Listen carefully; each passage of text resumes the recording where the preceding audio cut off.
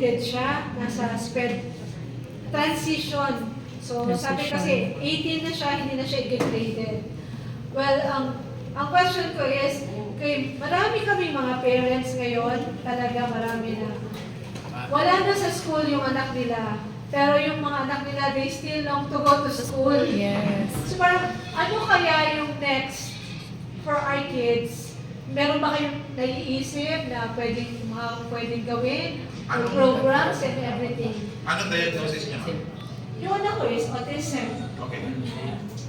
For someone with autism, syempre yung structure ang hinahanap ng bata. No, yung pagkakasunod-sunod everyday na ginagawa niya, hinahanap niya yun. Mamaya, Attorney Delvan will talk about the livelihood. Pero, just to answer directly, right now, merong option, pero sa tingin ko kasi, because parents are not knowledgeable about it, you can go to TESDA and actually demand. I say demand kasi meron silang programa. No? Meron din sa DSWD at saka sa DOLE. Ito ay para sa mga bata na kailangan mabigyan ng pagkakataon na matuto, na magtrabaho. Pero kasi, kung halimbawa, I'm not judging, no? Pero sometimes kasi malalaman mo din naman kung ang family is a little bit in the middle class or well off or may pera. So, maganda dito ay bibigyan mo siya ng, gagawa ka ng paraan upang magnegosyo siya.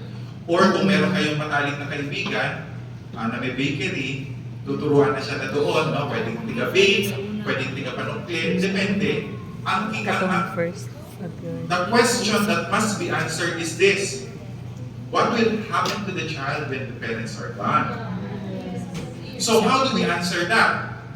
You as a parent would never know the answer. However, you can do something to prepare the child.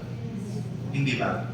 So, siguro, ang ganda ng tanong mo, Ma'am Josie, but the problem with programs, programa kasi ito ng DSWD, ng TESDA at ng DOLE. Pwedeng mabago kung nagkakaroon ng palit ng administrasyon.